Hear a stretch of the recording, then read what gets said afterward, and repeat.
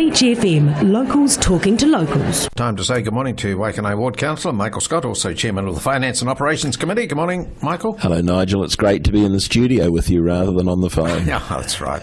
And you've got a busy time ahead of you. LTP hearings start on Monday. Now, how many people coming in? Oh, look, I think over 115 or something. Yeah. People are making submissions, and what's interesting this year, unlike previous long-term plans or annual plans, when we've gone back to those people and say, you know, you said in your submission you want to speak, do you still want to? Most of them have said yes. Right. So LTP hearings are going to take place Monday, Tuesday and into Wednesday, and there's also Monday and Tuesday night sessions as well. So we're trying to make sure councillors are available. So if you say you can't come in the day, we'll see you in the early evening. Sure. We want to be open and we want to be available. We'll try and make sure there's a quorum at all times. You might not be speaking to all of the councillors because some of them, like me, have got work to do and other things as well, but there'll be a quorum there. Councillors are really interested to know what people are saying. So how long have they got to speak to their submission? You get 10 minutes, as I understand it, and you're asked to come along 10 minutes early so that there's a complete and ongoing flow. Some people will only take 2 or 3 minutes, sure. Because clearly we don't want them to read their submission to us. We've read that. That process is already underway with councillors being briefed today on the general themes that have come out, and of course rates is going to be one of them. The spending aspirations that we've got, as usual, vast numbers of people saying we want you to spend more in these areas. I always find that interesting. We want to pay less, but you want you to spend more. That's been the last 20 years, that's what I've heard, but we'll cope with that. And then we'll get an opportunity to start working our way through them. So the idea is come and tell us what's in your submission, but talk to it. Tell us the background. Tell us what you think. Tell us how it affects you, because we've read the submission itself. You don't need to read that to us. No, that's dead right. But you're still looking at about 4.3 or 4.4% yes. Kapiti Coast District Council rates. That'll be the KCDC rate, and then on top of that, of course, we collect the regional council rate. Yeah. So that sits in our bottom line figure each quarter when you get your rates demand, which I don't think probably isn't helpful. That, do they? They just look at the overall, say 13%, which is shocking rise. But I mean, look at the KCDC, but it's 4 point whatever. Yeah, so KCDC's average rate will be around somewhere between 4.5, 4.7, somewhere around that. We haven't actually struck that yet. We haven't actually quite got there because there's a whole lot more work being done all the time and where we can save and where we've already paid. You then add to that some people's property increased in value more than the average across the district, and therefore they're paying more. Now, some of them are paying a few dollars a week more. Some are paying substantially more, and they're people especially at Waikanae Beach. That's outside the KCDC's ability to do anything about that, isn't it? So we can't control that. Can't control it. QV came in, and as Guru said in one of his columns a wee while ago, it's a two-edged sword. Not only is this a lovely place to live, but lots of people want to come and live here. The expressway's been a game changer in terms of making it much easier to get here. When Transmission Gully opens, that will simply be increased by a multiplying factor, because we'll then be literally that 35-40 minutes from Wellington. Yeah, sure. On a highway. People want to come here, and therefore property values have increased. That translates into rates, but I've always been fascinated by some of the discussion, Nigel, that says this is a money grab from council. Nothing could be further from the truth. We know exactly what it will cost to run the organisation, and we simply split that pie up using our current rating formula.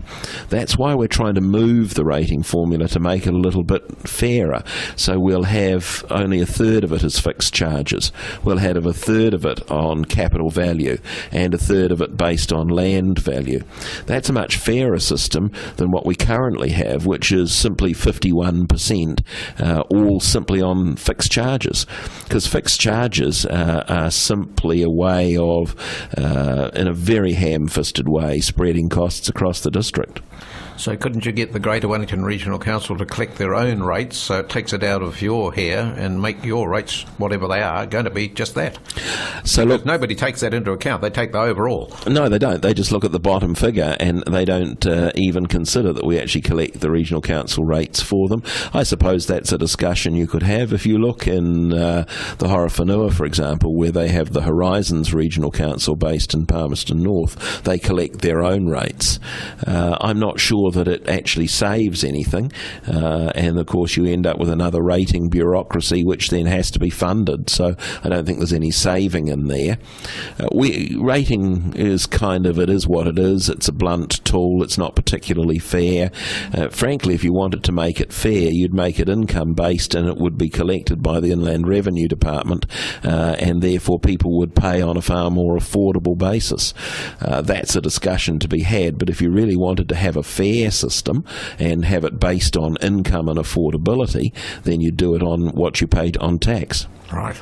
So be prepared for the LTP next week if you're speaking to it. Come along armed, but don't read out your submission again. You'll be told that, I should imagine. Well, I would hope so. We of course won't try and stop people because they only have a limited period of time, but having spent most of this weekend, for example, reading them and working through them, I don't want it read to me. I want to hear what's behind it. I want to hear what people are thinking. I want to know how it affects them. And there'll be some hard decisions to make. As I've said previously, we currently subsidise the swimming pools, for example. We subsidise them 4-1, so that if we wanted to have the real cost, and some people have said to me, look, I think this subsidising's crazy, then a child swim would cost a little over $20. Well, there wouldn't be any children swimming, so there's a public good in what we do. Same with libraries. While some people say to me, I never use the library, a couple of the people have said it to me. It's quite clear because they can't read, but putting that to one side, I don't use the library. I don't go there. Why should I pay for it? Well, because there's a greater community good in being part of a community that has libraries. So there is some philosophical discussion to be had, and of course I had one person on the social media say to me, well, why don't we have lesser rates for people on fixed income? Well, the problem with that is, and it was actually a really good idea, and it was actually quite well thought out, but the problem with that is that we still have the same bucket that we need to fill. So if I pay less because I'm on a fixed income, it means somebody pays more to cover that amount. It just doesn't fix the equity problem. Talking about libraries, like coming back to Waikanae, Waikanae Library, no funds sought, and it's been pushed out to any replacement till 2028, 2031. Now that Waikanae Library is a bit of a dog box. I feel sorry for the staff when you go in there at times, but then you want to go and spend in your long-term plan up to $130,000 on a adult gym. Well, we've got enough gyms in Waikanae for anybody to go to. Why do we want to spend that money? So that's something that we want to hear about. So some people have obviously come in and said they want to have some park equipment. That's where this adult gym stuff usually goes. We want some park equipment that people can use. In relation to the library, there's $200,000 for further scoping work and design work to go into the library over the next financial year. There's some beautification work being done. There's some new carpet to go in. The library in Waikanae is in an old post office building. It was never fit for purpose, but it is what it is. And people don't like their rates at where they currently are. If we want to build a new library, it'll be between, I would expect, $12 and $20 million. That means we would have to increase rates to cover that.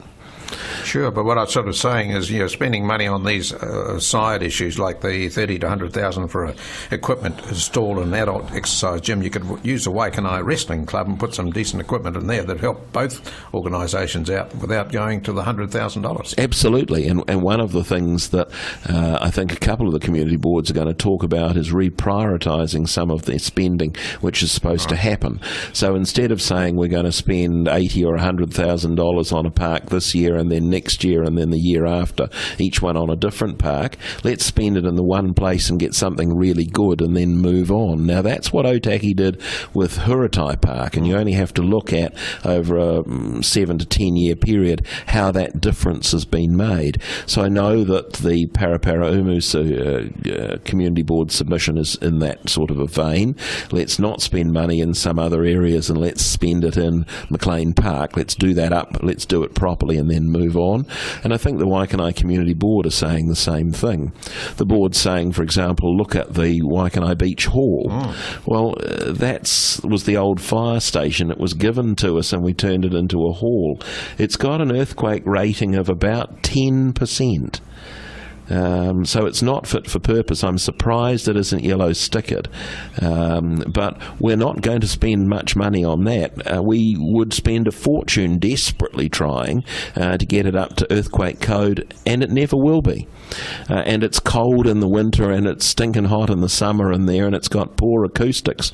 So the idea is perhaps we look at, let's find a hall that might be better for the community, that might be fitter for purpose, that might advance what the people in Waikanae Beach want to do in terms of their community vision. I was at a meeting on Tuesday night with the Waikanae Beach Boating Club, for example, who are looking to get a long-term lease and looking to redevelop their site. I think that's really exciting in terms of doing this as a partnership with council. So we get a new facility down at the beach, we get it modern and up to date on the current footprint, and the club will pay for it. We need to, as a council and as a community, match with them to turn this into a partnership. Sure. That's going to be the future. So the hall, well, it is a bit of a dog box, as you say, but you were looking at the old Waikanae Beach Bowling Club's facility. Has that gone any further ahead? So there needs to be some discussions with the new owner at the old Waikanae Beach Bowling Club.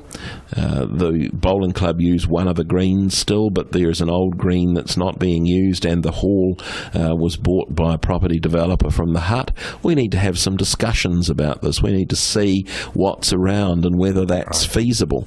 But I thought it was quite exciting. The board's actually looking forward and saying, well, look, we need to think in the next 10 years what the beach is going to look like, and whilst we've got our character assessment and we've got the 26 points that people want to preserve, and we can look at plan change issues in the future, we still need facilities that are fit for purpose.